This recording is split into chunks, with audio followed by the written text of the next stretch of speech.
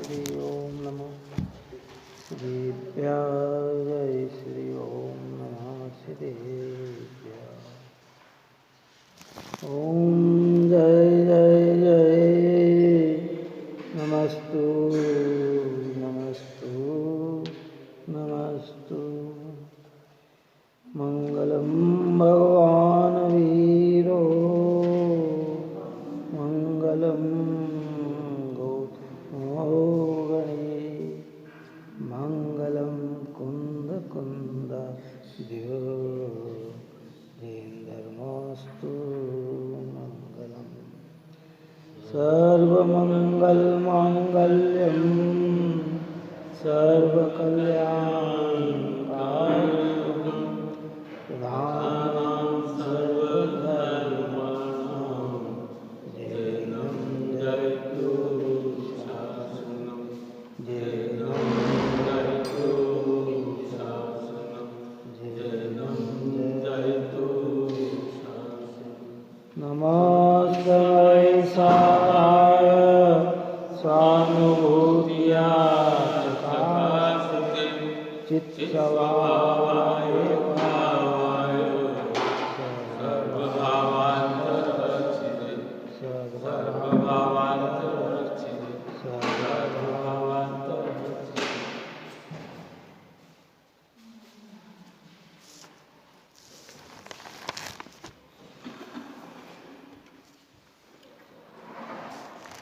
गाथा 195 नंबर की अपनी चल रही थी।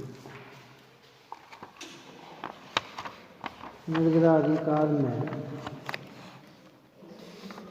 भाव निर्जरा के स्वरूप की चर्चा चल रही थी।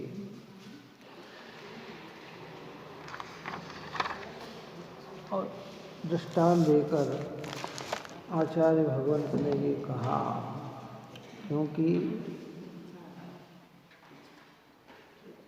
सम्यक दृष्टि की महिमार्थ ये कलश गाथा है। 7 तत्व में जो निर्जरा तत्व है वह ज्ञानियों को ही प्रकट होता है। हाँ, अज्ञानी के जो कर्म झड़ते हैं, ऊपर की गाथा में अपन ये बात कर आए हैं कि जो कर्म छूटते हैं वे बंध सहित होते हैं, तो वे कोई भी कार्यकारी नहीं है। लेकिन वह निर्जरा कार्यकारी है कि जिसमें पुनः बंधन न हो, क्योंकि मोक्ष का उत्कृष्ट साधन अगर कोई है वह संवर और निर्जरा है। जिनको अगर हम धार्मिक बात में कहें, सरल भाषा में अगर कहें, तो कहते सम्यक दर्शन, सम्यक ज्ञान और सम्यक चारित्र है। क्योंकि यही सम्यक दर्शन, सम्यक ज्ञान, सम्यक चारित्र आगामी कर्म को रोककर पूर्व कर्म का नाश करते हैं, नया बंधन होने नहीं देते हैं, और पूर्व में जो अज्ञान दशा में बंध कर चुका है वे कर्म सब झड़ते हैं। ज्ञानी की चर्चा चल रही थी कि ज्ञानी के उपभोग भी निर्जरा के हेतु हैं। कैसे है तो दृष्टांत देकर समझाया था। 195 गाथा में ये बात कही थी कि जो जहर के उपभोग से भी वेद जन मरता नहीं, त्यो उदय कर्म जो भोगता भी ज्ञानी जन बंधता नहीं। वेद जो होता है, हकीम जो होता है, वह जहर के उपभोग से भी मरण को प्राप्त नहीं होता। कौन मरण को प्राप्त नहीं होता? जहर का काम क्या है? अगर सामान्य भाषा में जहर का कार्य है मारना, दुख देना, पीड़ा पहुंचाना है। लेकिन उसी जहर को अगर कोई वेद भोगता है तो वह मरण को प्राप्त नहीं होता। ऐसे भोग और उपभोग की सामग्रियां जो है उसका कार्य है कर्म का बंद करना। क्या काम उसका? इसका कार्य तो यही है, अनादिकाल से ये जीव कर्म के उदय में जो भोग और उपभोग मिलते हैं उन्हें अज्ञान दशा से भोगता है तो पुनः कर्म के बंधन को प्राप्त हो जाता है।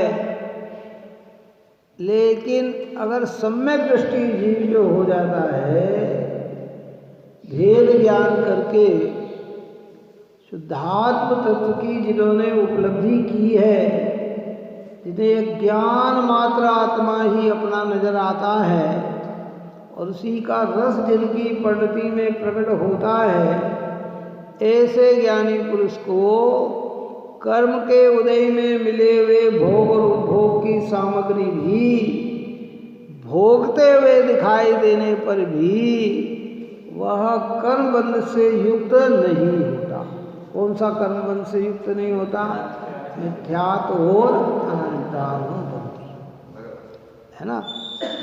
आगे का जितना राग का भाव है उतना तो बंधन कराता है, लेकिन अभी यहाँ दृष्टि की मुख्यता से चर्चा चल रही है, इसलिए ऐसा बंधन नहीं होता कि जिससे अनंत भव बढ़ जाते हों, बार बार जीव को जन्म मरण करना पड़ते हों, बार बार जीव को दुर्गति की प्राप्ति होती हो, ऐसी कोई व्यवस्था सम्यक दर्शन, सम्यक ज्ञान और सम्यक चारित्र प्रकट होने पर नहीं है। उदय में आया, नवीन भाव नहीं है। आंखों को देखने वाले को तो दिखता है कि भोग हो रहा है, पर ज्ञान से देखने वाले कहते हैं कि ये निवृत्त हो रहा है, ये कर्म बंध नहीं बांध रहा है, कर्म से छूटना। ये कला काय की है? क्यों? वेद ने हमारे सामने विष खाया, हमें तो क्या लगेगा, अरे ये मर जाएगा, हमें तो ऐसे ही लगेगा ना, है? लेकिन वो वेद मरता नहीं है। क्या? क्योंकि ये उसमें एक चतुराई है। क्या? ऐसे ज्ञानियों के अंदर एक ऐसी कला प्रकट हो जाती है, ऐसी भेद ज्ञान की व्यवस्था प्रकट हो जाती है कि जिनके भोग के काल में भी निर्जरा होती है, कर्म का बंधन नहीं होता।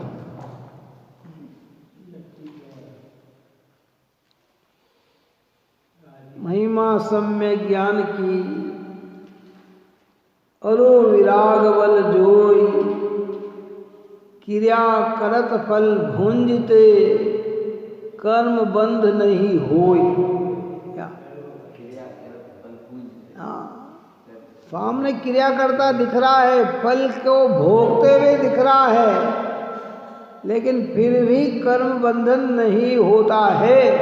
ये महिमा काय की है, ऊपर की गाथा में निकल गई। ये ज्ञान और वैराग्य की इतनी पावरता है ज्ञानियों को, समदृष्टि धर्मात्मा। बनारसीदास जी ने जो लिखा ना कि महिमा सम्यक ज्ञान की, कल अपन ने इस विषय पे बहुत खुलासा किया था कि जब सम्यक ज्ञान की बात करते हैं तो उसमें सम्यक दर्शन पूर्वक ही बात होती है, क्योंकि अकेला सम्यक ज्ञान नहीं होता। सम्यक दर्शन पूर्वक ज्ञान ही सम्यक ज्ञान कहलाता है। तो ये उसमें गर्भित है। जहाँ सम्यक कहते हैं वहाँ ज्ञान सम्यक ज्ञान ही होता है, और जहाँ सम्यक ज्ञान कहते हैं तो उसमें सम्यक दर्शन गर्भित ही होता है। अकेले ज्ञान की बात करेंगे, महिमा ज्ञान की कहते तो बात नहीं जमती। महिमा सम्यक ज्ञान की। आता ही ना सर, हम कहते साहब उनके पास बहुत ज्ञान है, तो वो बहुत ज्ञान लोक में प्रशंसा का पात्र हो सकता है अगर सम्यक नहीं है तो। पर हम कहते सम्यक ज्ञान है तो नियमित प्रशंसा का ही प्रशंसा करने लायक ही है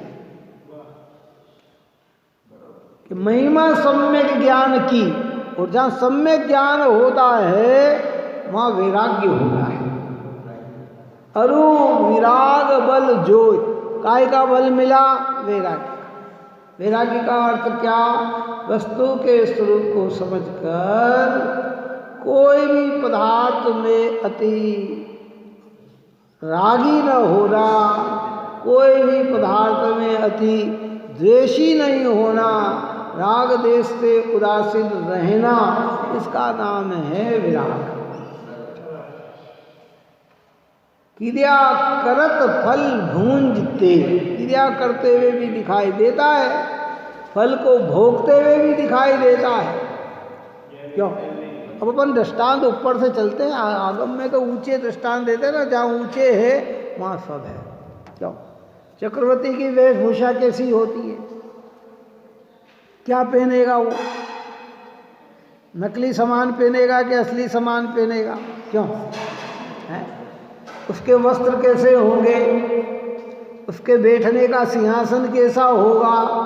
क्यों है? स्वर्ण हीरा में सब ऐसी व्यवस्था होगी। वो भोजन की थाल कैसी होगी? क्या कैसी होगी? है?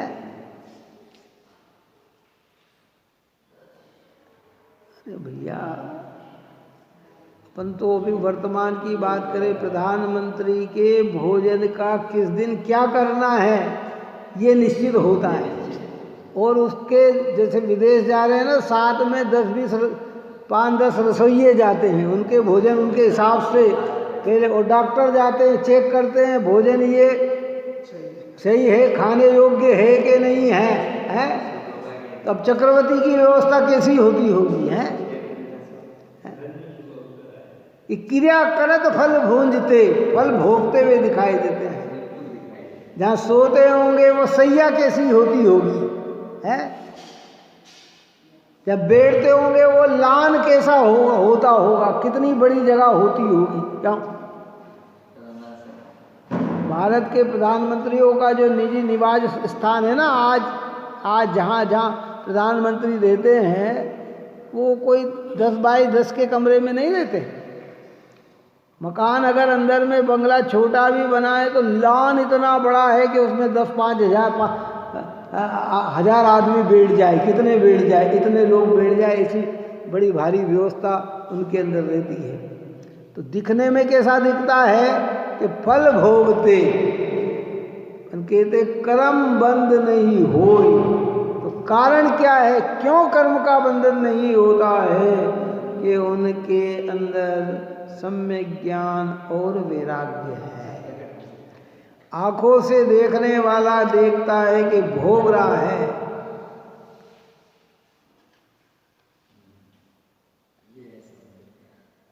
और वे क्या करते हैं? निर्भोग होते हैं। उनका रस भोग में नहीं होता है, उनकी महिमा ज्ञान में होती है।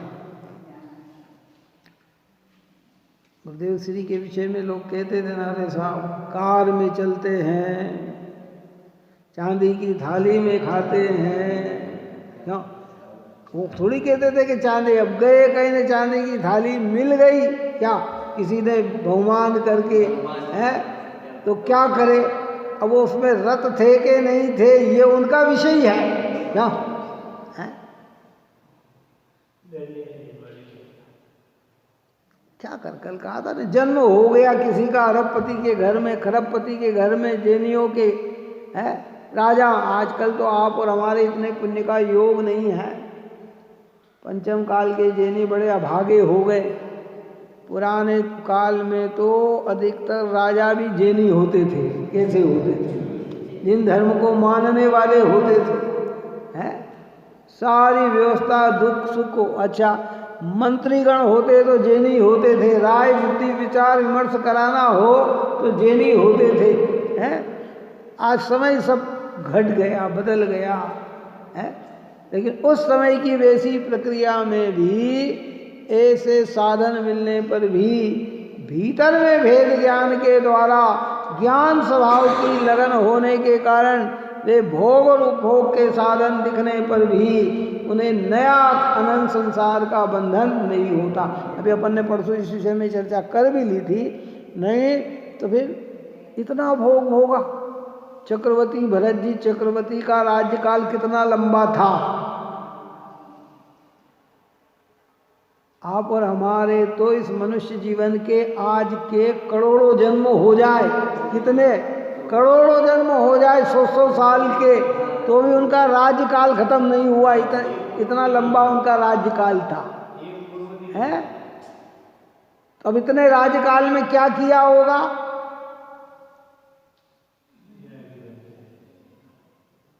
और अगर उनके भोग से उनको कर्म का बंधन ही होता तो क्या उस भव से उनका निर्वाण हो जाता? क्या मोक्ष चले जाते? हमारे यहाँ तो शास्त्र में ऐसी ऐसी कर्णानि योग की चर्चा ऐसी है, एक भव में बांधे हुए कई भव तक उदय में आते हैं, कई भव तक। तो फिर सोचे कि फिर एक भव में निर्वाण कैसे हो गया? कि उसमें जो अनंत बंध का कारण था ना, जैसे वेद ने जहर खाया लेकिन जो मरण का कारण था ना वो नष्ट कर दिया है? तो वो अनंत भव के कारण को उन्होंने क्या कर दिया था? नष्ट कर दिया। इसलिए बंधा इतना। और बहुत गहरी बात है। इसको अगर हम तत्व की दृष्टि से देखते हैं ना तो क्या कारण है? दीक्षा लेने के एक मुहूर्त में जिनको केवल ज्ञान की प्राप्ति हो जाए तो उस व्यक्ति को कितना वैरागी समझना चाहिए, कितना पुरुषार्थी समझना चाहिए, है? हाँ, कि गृहस्थ में रहकर वे कितने निर्लिप्त थे। हाँ, 1 घंटे में हो गया तो कितने निर्लिप्त।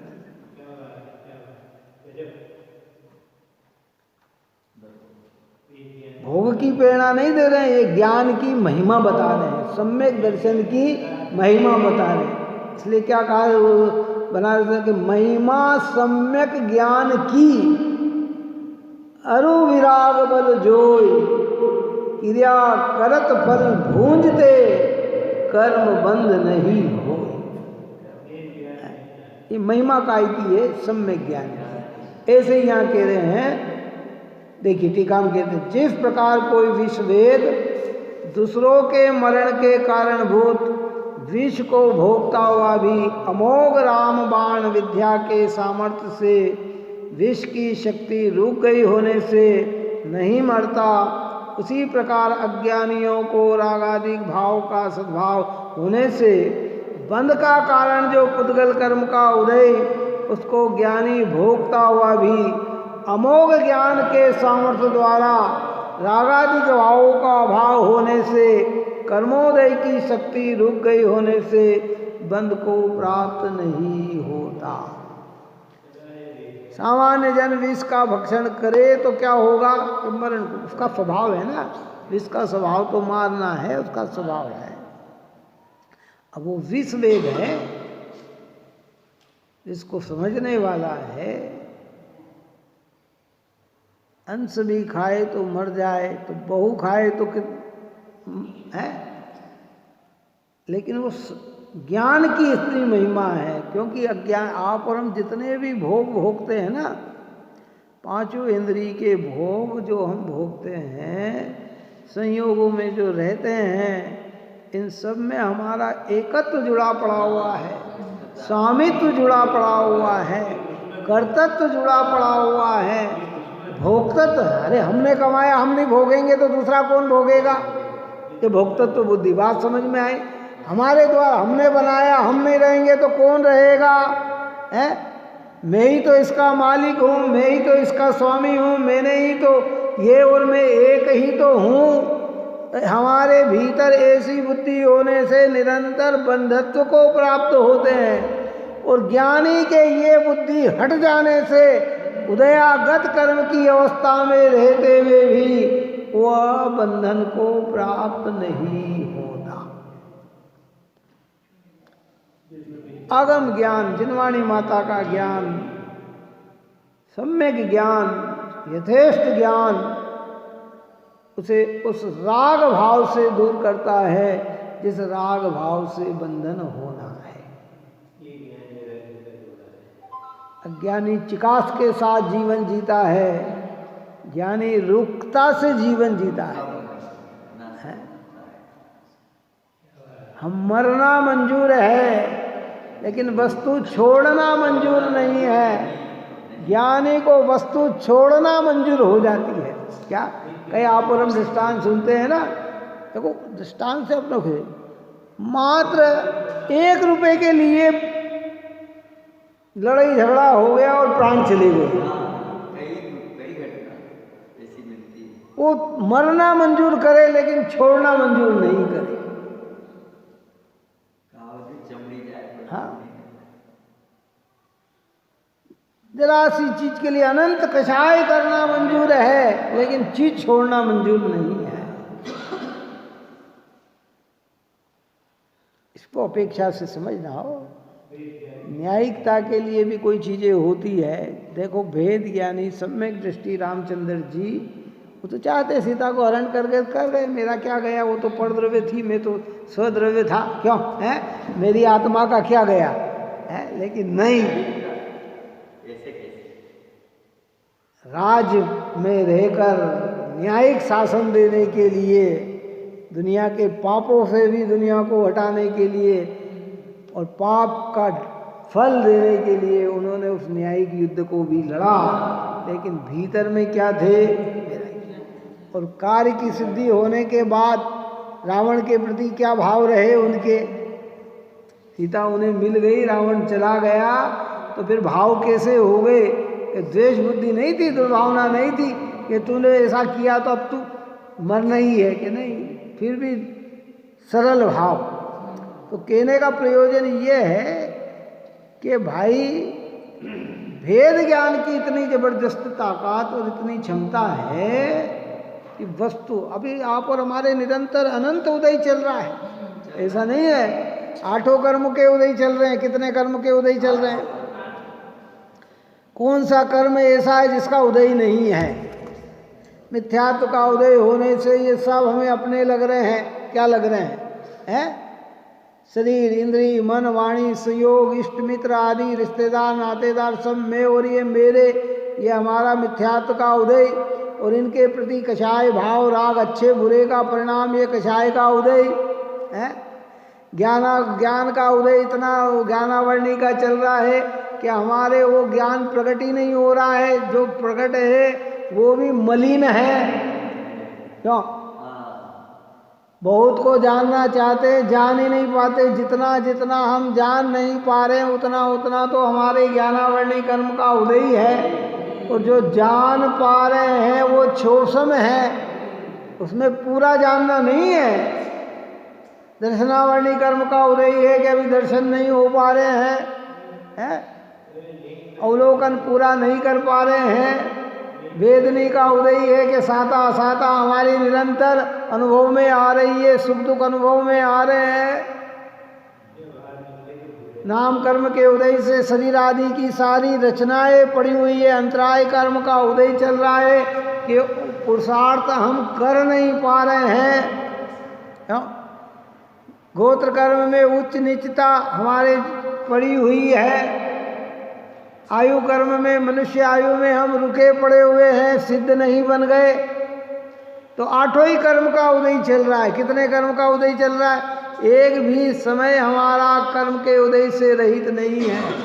परंतु अब ऐसा कार्य हमारे जीवन में आ जाए कि उदय को तो आने से हम रोक नहीं सकते, पर नया बंधन न हो। क्या काम करना हमको? उदय को नहीं रोक सकते। अभी क्षण मात्र में क्या होना है इसको आप और हम नहीं रोक सकते। 1 घंटे बाद क्या जीवन में घटना है इसको हम नहीं रोक सकते हैं। यश करते हुए अपयश हो जाए तो कोई रोक नहीं सकता है, लेकिन क्या कर सकते हैं, इन उदय से अपने आत्मा को भिन्न अनुभव कर सकते हैं। उदय को बदलना हमारे हाथ में नहीं है, और जहाँ कहा है वो व्यवहार है, निमित्त नैमित्तिकता की। अरे पुरुषार्थ से हम ऐसा बदल देंगे, ये कर देंगे, कि नहीं, समय के पहले कोई कुछ नहीं कर सकता। जितनी स्थिति लेके ज्ञानियों को भी अगर उदय स्थिति में आ जाता है ना, स्थिति लेकर, तो जितनी स्थिति बांधी है उनको उतने समय तक उनको भी भोगना पड़ता है। अब बताओ, सैनिक महाराज सम्यक दृष्टि है ना, क्यों सम्यक दृष्टि है कि नहीं, ये तो निश्चित हो गया ना। अब उदय में आ गई नरक गति, अब बदल सकते हैं। अभी 84,000 वर्ष तक किसी भी प्रकार का वो उस गति में परिवर्तन नहीं कर सकते। जितनी स्थिति आयु उनकी कितनी है वहाँ की, 84,000 वर्ष की है। 84,000 वर्ष पूरे करेंगे और मनुष्य जीवन में गर्भ में आकर तीर्थंकर की प्रक्रिया प्रारंभ हो जाएगी। अब वो तो सम्यक दृष्टि है ना। वादी मुनिराज के शरीर में कोढ़ था, सम्यक दृष्टि थे ना, क्या रामचंद्र जी सम्यक दृष्टि थे ना, उदय को बदल सके क्या? हैं? उदय को नहीं बदल सकते, लेकिन क्या कर सकते हैं कि उदय से भिन्न रहकर अपने ज्ञान स्वभाव की आराधना करते हुए उसके उदय को खिलाते चले जाते हैं। और ये महिमा काय की है? सम्यक ज्ञान की। उसकी महिमार्थ ये, क्योंकि निर्जरा तत्व ज्ञानियों को ही प्रकट होता है। निर्जरा का मतलब है नया बंधन। देखो ऊपर में बात कह दी थी कि जिस कर्म तो आप और हमको भी निरंतर झड़ रहे हैं, क्योंकि कर्म के उदय में कार्य हो रहा है, तो कर्म तो झड़ ही रहे हैं, है ना। लेकिन हमारा नया बंधन के साथ झड़ रहे हैं, तो इसको झड़ना नहीं कहा जाता है। और नया बंधन रुक जाए और पुराना झड़ जाए, उसको निर्जरा कहते हैं कि वो निर्जरा काम की है, और वो करने लोग के बार बार समझना। देखो जो जो चीज़ हमें अपनी लगती है ना, पहले शांति से बैठ के विचार करना कि भगवंत ने इसे वास्तविकता में हमारी कही कि उपचार कहा। क्या कहा? जनवाणी में कहा गया है। व्यवहार के कितने ही भेद करें ना, उपचरित सद्भुत व्यवहार, अनुपचरित सद्भुत व्यवहार, उपचरित अनुपचरित असद्भुत व्यवहार, उपचरित असद्भुत व्यवहार, कहाँ कहाँ कैसे, ये स्त्री मेरी, ये मकान मेरा, ये मेरे, इनको भी अपना कहा गया, लेकिन उसके आगे व्यवहार लगाया गया है कि वास्तविकता में नहीं, ये एक समझाइश के लिए है। ये मेरे पिता, मेरी माता, मेरे भाई, मेरे बंधु, मेरे रिश्तेदार, मेरे साधर्मी, मेरा मकान, मेरे भगवान, ये सब में उपचार लगाया गया हुआ है। मेरी शरीर, मेरा इंद्री, मेरा मन, मेरी वाणी, मेरे कर्म, मेरा राग, ये मेरा राग है। देखो मेरे भाव है, एक तरफ कह रहे आत्मा भावों से भिन्न है, और एक तरफ कह रहे ये जीव के परिणाम है। बात समझ में आई कि नहीं? तो वो जो जीव परिणाम कहे गए, वो भी एक अपेक्षा से स्थापित किया गया। ओरिजिनलता में तो जीव चैतन्य के अलावा और कुछ भी नहीं है। तो बस समझ लिया नहीं।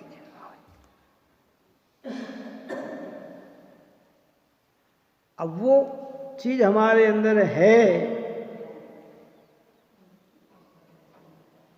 भेद ज्ञान की कला अगर हमारे अंदर आई, तो उदय अवस्था होते हुए भी नया बंधन नहीं है। तो कहते हैं कि ज्ञानी भोग जैसे चतुर्वेद विष को भक्षण करते हुए भी मरण को प्राप्त नहीं होता, ऐसे ज्ञानी के भोग और उपभोग दिखते हुए भी वह बंधन को प्राप्त नहीं होता। ज्ञानी का अर्थ क्या? हाँ, सब बिल्कुल ध्यान से सुनिए। शास्त्र पाठी का नाम यहाँ ज्ञानी नहीं।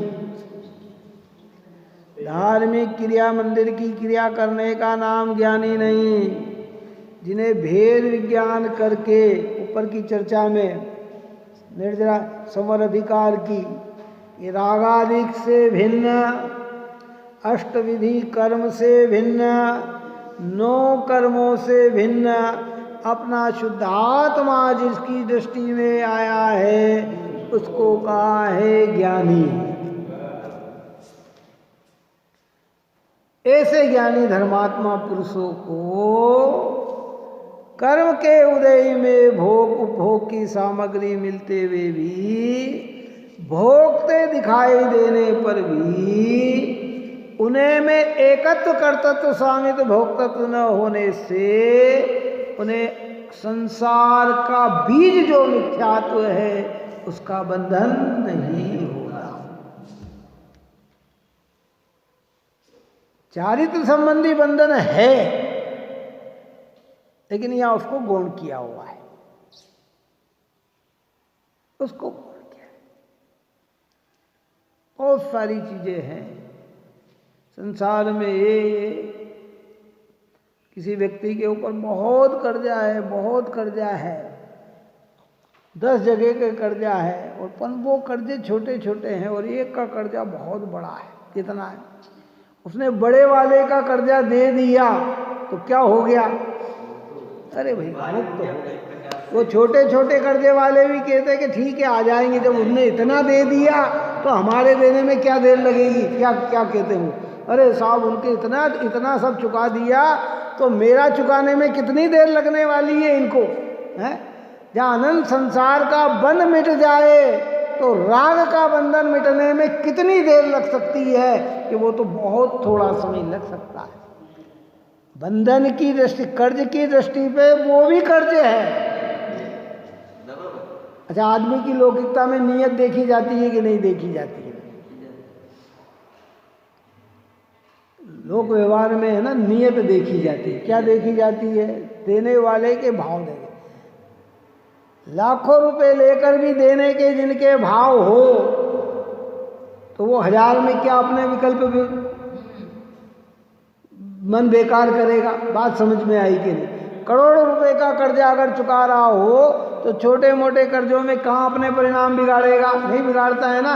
और लेने वाले भी कहते अरे साहब क्या बात कर, आपका वो जिसके आ गए ना वो भी कहता चिंता मत करना भैया, तुम्हारा आ जाएगा। जब हमारा इतना दे दिया उसने तो तुम्हारा देने में क्या बिगड़े है? तो जो अनंत संसार का कारण मिथ्यात्व था, जिसमें 2 द्रव्य के बीच में एकता एक की बना हुआ था, स्वस्वामी बना हुआ था, कर्ता कर्म बना हुआ था, भोक्ता भोग्य बना था, पर द्रव्य में ही सुख दिख रहा था, पर द्रव्य से ही अपनी महिमा समझ रहा था। जब वो भाव उनके अंदर से निकल गए तो कषाय के भाव निकलने में कितनी देर लगी?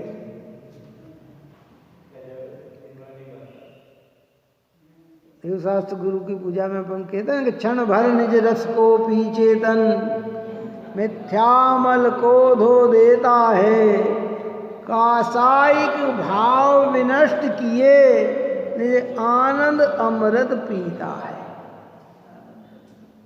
पहले तो अनादि काल का मिथ्या मल धुल गया तो धीरे धीरे कषाय भाव भी क्या होने लगा? विनष्ट होने लगा।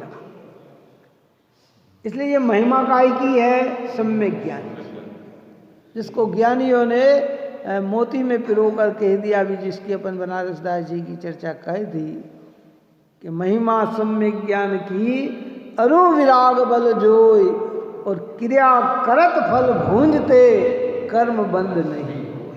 ये महिमा काय की है? ये सम्यक ज्ञान की महिमा है। जिनको भोग सुहावने लगते हैं वहां तो मिथ्यात्व ही है। क्या है?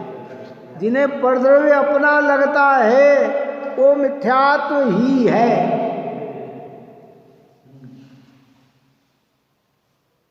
वस्तु व्यवस्था इतनी सुंदर है, इसमें किसी भी प्रकार का हमारे मन में उछाला नहीं आना चाहिए।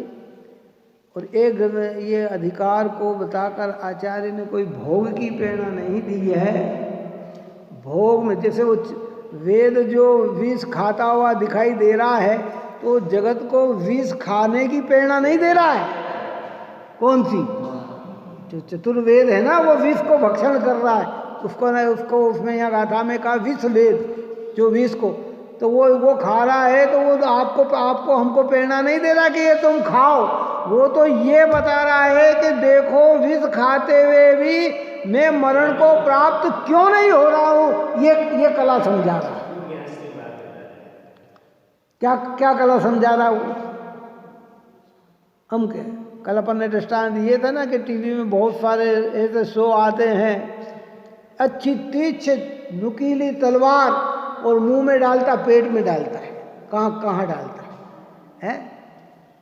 पेट के अंदर डाल रहा है। कांच ट्यूबलाइट खा रहा है, कीले खा रहा है, आलपीने खा रहा है। दिखता है कि नहीं? खाते दिखाते बताते कि नहीं है? आग के अंदर चल रहा है और जलता हुआ नजर नहीं आ रहा है। तो ये कला है ना। ऐसे एक सम्यक ज्ञान की एक कला है कि जिनके हृदय में ये सम्यक ज्ञान प्रकट हो जाता है, वो भोग और उपभोग के बीच में दिखते हुए भी कर्म बंध को प्राप्त नहीं होता। आप हम करने जाए, एक आलपीन भी जरा सी उतर जाए तो तुरंत डॉक्टर के पास भागते हैं कि अरे चलो कहीं ऐसा ना हो, है? और वो हमारे सामने खाते दिख रहा है। इतनी तीक्ष्ण तलवार, वो नुकीले न जो तलवार जैसे रहते हैं ना, उसको पेट में उतारते हुए दिख रहा है और फिर ऐसे के ऐसे निकालते हुए बताता है। जिसकी जरा सी टच, अंगली हमारी टच हो जाए तो ब्लड आ जाए हमारे हाथ के अंदर। काहे की मैं इसलिए कल भी अपन ने ये कहा था कि वो उसके ऊपर आता है कि कृपया ये जो दिखाई दे रहा है ना, आप घर पे इसकी वो मत करना, नहीं तो मरण को प्राप्त हो जाओगे। क्योंकि ज्ञानी के कार्य में वैसी अकल भी चाहिए। भाषा नकल भी करे तो अकल पूर्वक करे तो काम की होती है, और अकल ना हो तो पुराने समय में क्या होता था, आज भी होता है कि स्कूल में परीक्षा दे रहे हैं, अब बच्चे नकल करते हैं। अब उसको पता नहीं, बच्चे को दूर बैठा इधर वो नकल ले, ये देख ले अब वो किस प्रश्न का उत्तर था, और अकल न होने के कारण किस प्रश्न का जवाब लिख देता है। काई का लिखा बिल्कुल उसने वो का वही जो उसने दिखाया, लेकिन प्रश्न कौन सा था ये उसकी समझ में नहीं आया कि ये किस प्रश्न का उत्तर है। उसने कहा ये है, फट से काफी में लिखना उसने चालू कर दिया। तो नंबर कितने आएंगे? कि 0 आएंगे, कुछ भी नंबर नहीं आएंगे। वो जांच करने वाला ये नहीं कहेगा कि हाँ ये ऊपर वाले प्रश्न का जवाब इसने दिया है, तो कहते हैं जिस प्रश्न का जहाँ था वो सही जवाब होना चाहिए। तो ऐसे ही कहते हैं भैया, ज्ञानियों की यहाँ पर हमारे लिए कहीं भोग की प्रेरणा नहीं दी जा रही है। ज्ञानियों में क्या कला प्रकट हो जाती है कि वो भोग और उपभोग की सामग्री में रहते हुए भी कर्म बंध को प्राप्त नहीं होते हैं। कौन से कर्म बंध की बात चल रही है? मिथ्यात्व और अनंतानुबंधी। ये रोज प्रति समय अपन इस बात को हर गाथा के आगे कहते हैं, क्योंकि सिद्धांत ग्रंथों में 10वें गुणस्थान तक भी बंध कहा, तो फिर 4थे गुणस्थान में निर्बंध कैसे हो जाएगा? बात सुने। लेकिन ये बंध की एक अलग अलग है। हमारे यहाँ बंध के 5 कारण दिए, मिथ्यात, अविरति, प्रमाद, कषाय और योग। ये 5 कारण हैं। ये 5 से आश्रव और ये 5 से बंध होता है। तो उसमें सबसे पहला नाम दिया मिथ्यात्व का। काय का नाम दिया? मिथ्यात्व का।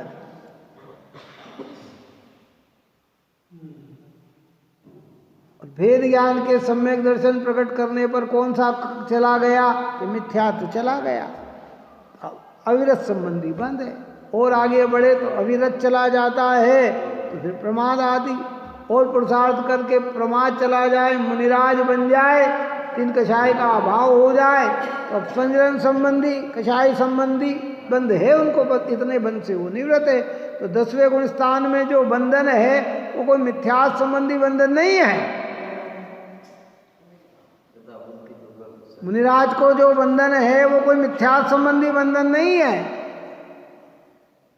देखो मुनिराज की कितनी विचित्रता, राजा के घर में अगर मुनिराज का हार हो, किसके घर में? पुराने तो इतिहास में आप पढ़ो, पुराने राजा महाराजा बड़े बड़े के यही हार का बताया है? तो मुनिराज का हार वो कैसे कराएंगे? हैं? नहीं कराएंगे तो परंपरा से, लेकिन उनका भोजन किस थाली में आएगा? है? हमारी स्टील की थाली में लेके आएंगे क्यों? है? कैसे आएंगे? झाड़ी होगी पाँव धोने की तो कैसी होगी? है? और राजा के यहाँ भोजन बना, हमारे यहाँ तो ऐसा नियम है कि जो स्वयं के लिए बनाए वो भोजन, तो राजा अपने लिए कैसा, राजा का भोजन कैसा बनता है? वैसे ही आता है ना। लेकिन वे उसको बिल्कुल निर्लिप्त भाव से, वे ये नहीं कहते फिरते कि मेरा भोजन राजा के यहाँ हुआ। और रंक के यहाँ अगर पड़गान मिल जाए तो फिर वहाँ कैसा भोजन मिलेगा कि वहाँ उसके समान भोजन मिलेगा। हाँ बस दिया कोई ना नहीं करेगी, वो तो संभाव, हर अवस्था में संभाव उनके उस क्वालिटी का। कहीं बहुत जने लेने आ जाए, कोई लेने नहीं पहुंच पाते हैं। कहीं सभा में बहुत जने प्रवचन में होते हैं, कहीं सभा में लोग ना होते हैं, तो भी उनकी दृष्टि कैसी सम। कोई मित्रता का व्यवहार करता है, कोई शत्रुता का व्यवहार करता है। कहीं जाके जय जयकार के नाद गूंजते हैं और कहीं गाली गलौज शब्द भी सुनने को मिल जाते हैं, तो भी भीतर में किसी भी प्रकार की उद्वेगपना उनके अंदर आता नहीं है। यही कर्म निरंतर झड़ते हैं, नए कर्म का बंधन होता नहीं। सम्यक दृष्टि को, दृष्टि अपेक्षा सारी चर्चा चलती है। उनके परिणाम उनके जैसे क्या करें। अच्छा, सम्यक दृष्टियों का जन्म कहाँ होता है? चलो एक बात और भी अपन करें, अभी थोड़ी अपेक्षा से समझना है। सारे भोग प्रधान की बात नहीं कर रहे हैं। शास्त्र के आधार से सम्यक दृष्टि का अगर कोई सम्यक दर्शन पूर्वक मरण को प्राप्त हुआ और अभी मोक्ष की प्राप्ति नहीं हुई, तो उसका जन्म कहाँ होगा? हीन कुल में होगा, शरीर लंगड़ा लूला मिलेगा, वातावरण का अभाव मिलेगा। है? उसने तो इतना पुण्य संचय किया कि उत्कृष्ट से उत्कृष्ट चीज उसके जीवन में मिलती है। राजा के यहाँ जन्म हो जाता है, भोग भूमि का बन जाता है, देवों में उत्कृष्ट देव बन जाता है। भवंतरिक में जन्म तो मिथ्या दृष्टि लेते हैं, सम्यक दृष्टि का जन्म ही वैमानिक में होता है। तो फिर कैसे योग से युक्त तो होता है?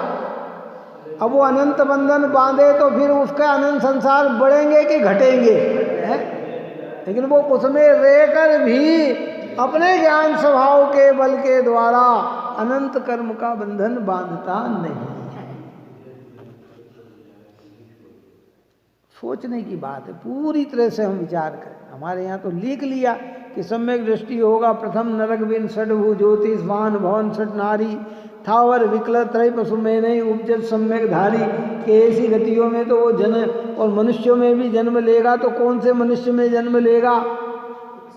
है? हीन कुल में जन्म नहीं होता।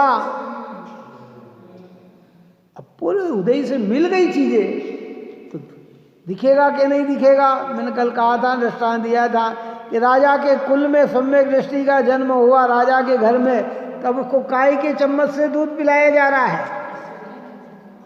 क्यों? गिलास काय की दी जा रही है? चांदी की है, सोने की है। जिसके पास जो सामर्थ्यता होती है वो सामर्थ्यता से दी जाए। उसके वस्त्र कैसे होते हैं? हैं? अपनी अपनी सामर्थ्य, लेकिन वो उससे अपने को भिन्न समझता है। बस ये कला ज्ञानियों में हो जाती है तो भोग और उपभोग की सामग्री के मध्य रहते हुए भी नया कर्म का बंधन नहीं होता। हम उदय कर्म की सामग्री के बीच में रह रहे हैं और उसमें हम अपने और उनको एक मान रहे हैं, उसके बिना अपने में हम दुख महसूस करते हैं, इसलिए हमारा बंधन अनंत होता है, हमारी कषाय अनंत चलती है। वहां कहता है कि नहीं भाई, हाँ देखो भावार्थ के पूर्ण करते हैं। जैसे वेद मंत्र तंत्र औषधि इत्यादि अपने विद्या के सामर्थ्य से विष की घातक शक्ति का अभाव कर देता है, जिससे विष के खा लेने पर भी उसका मरण नहीं होता, उसी प्रकार ज्ञानी के ज्ञान का ऐसा सामर्थ्य है कि वह कर्मोदय की बंद करने की शक्ति का अभाव करता है, और ऐसा होने से कर्मोदय को भोगते हुए भी ज्ञानी के आगामी कर्म बंद नहीं होता। इस प्रकार सम्यक ज्ञान का सामर्थ्य कहा गया है। इकाई की महिमा है कि सम्यक ज्ञान की महिमा है। अब क्या है, उसके अंदर है ही नहीं, चीज ही खत्म हो गई, मारने वाली शक्ति ही खत्म हो गई, तो कैसे मरण को प्राप्त होगा? मरण को प्राप्त नहीं हो सकता है। और जिसके अंदर मारने की शक्ति, अज्ञानी के जितने भी राग वो बंधाने के निमित्त हैं। क्यों? हमारे यहाँ कहते हैं जैसे बीज है, पहले अपन ने इसका दृष्टांत दिया था, ये बीज है, अगर जमीन में बोया जाएगा तो क्या होगा? क्यों? अनेक अनेक फल पैदा करेगा ना। और उस बीज को अगर गर्म कर लिया, अब बोते हुए भी दिखेगा तो क्या उसमें से कुछ उगेगा? क्या नहीं उगेगा। क्यों नहीं होगा? कि उसकी शक्ति उगने की खत्म कर दी। आप और हमें मालूम है, हमारे यहाँ प्रतिमाओं का स्वरूप जब वर्णन करते हैं तब 5वीं प्रतिमा का नाम है सचित त्याग प्रतिमा। क्या नाम? क्या मतलब इसका? सचित यानी जीव सहित। हाँ। सब्जी तो खाते हैं, फिर सचित क्या? अरे उसको प्रासुक करके उबाल लेते हैं। का क्या है कि उसके बीज में पुनः उत्पन्न होने की शक्ति नहीं रहती है। बात आ रही? समझ में नहीं आई? उसको प्रासुक कर लेते हैं कि अब दिख तो रहा है लेकिन नई उत्पन्न होने की उसमें शक्ति नहीं है। आप और हम जो भोजन कर रहे हैं ना, मलमूत्र आदि का क्षेपण पुराने समय, आजकल तो ये सब फ्लस आदि हो गई, पहले तो जंगल में होते थे, तो उसमें क्या वो बीज से नए जीव नए उत्पन्न होने की शक्ति हो जाती थी। लेकिन जब उसको प्रासुक कर लिया गया तो अब उसमें नई उत्पन्न होने की शक्ति नहीं है।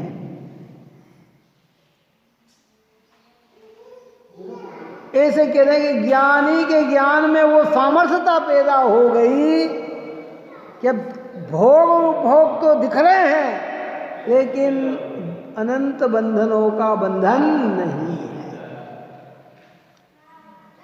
साहब ये गाथा तो रोज चलना चाहिए, अच्छी बात है। आप और हमारे सब भोग स्वतंत्र हो गए हैं। अरे भोग की दृष्टि से अगर धर्म समझा तो कभी सम्यक दर्शन की प्राप्ति होने वाली नहीं है।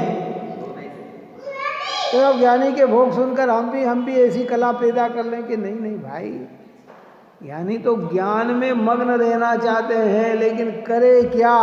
कर्म के उदय की व्यवस्था ऐसी बन जाती है कि उसकी उदयता में ऐसी प्रक्रिया दिखती है तो भी वो विराग के बल पर वो कर्म का बंधन नहीं करता। जिनको भोगने की इच्छा है उनको सम्यक तो होता नहीं, जिनका अभिप्राय खोटा है, जिनके अभिप्राय में परवस्तु सुखदायक लग रही है, उन्हें सम्यक दर्शन कैसे हो सकता है? जिन्हें अपने में ही सुख दिखता है उनके उदय अवस्था में ऐसी दशा होते हुए भी वे मिथ्या संबंधी कर्म का बंधन नहीं करते। उस वीर ने मंत्र तंत्र के द्वारा उसकी औषधि खत्म कर दी। औषधि उसकी मत है।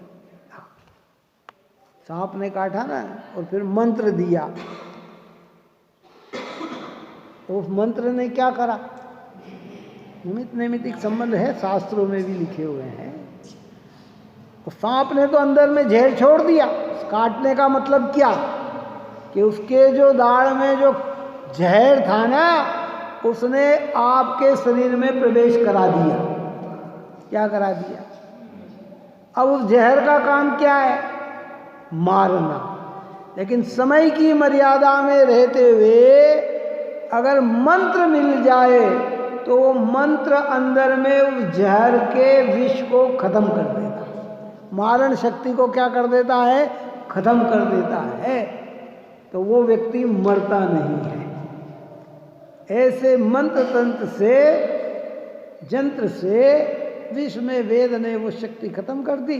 अब वो भोगते हुए भी दिखाई दे रहा है।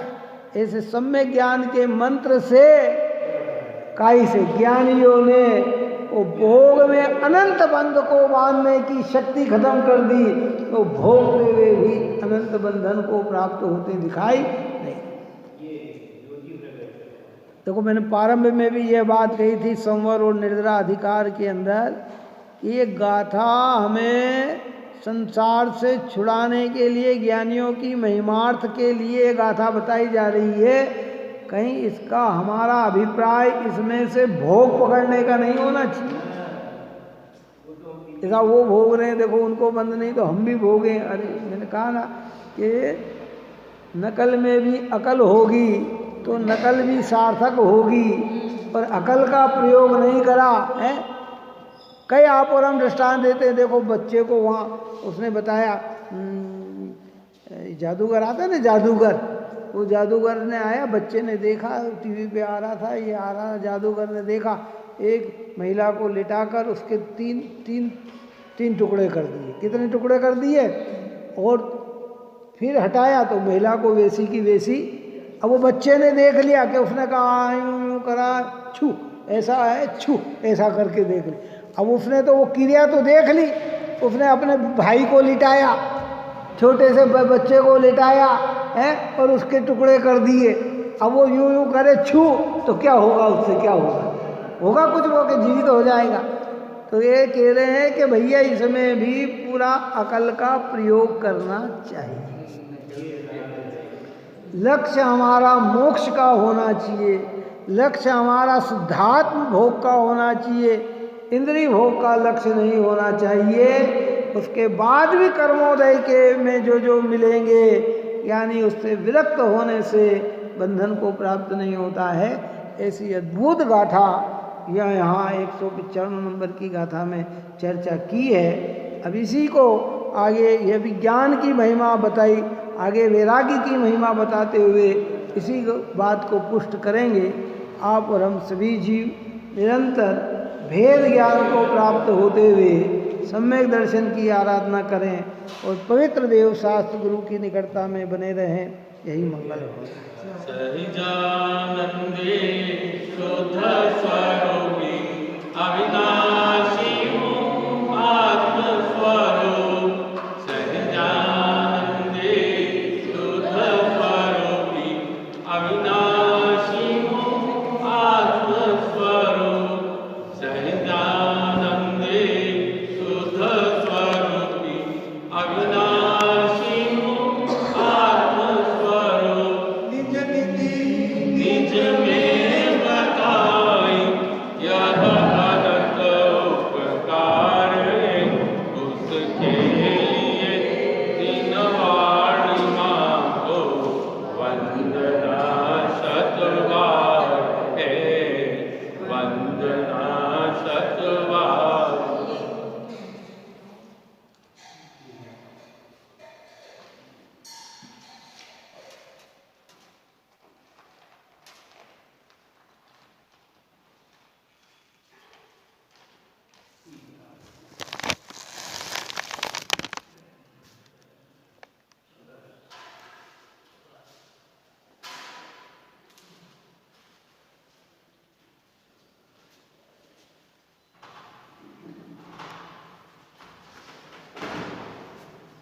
जानी के ज्ञान से तुझे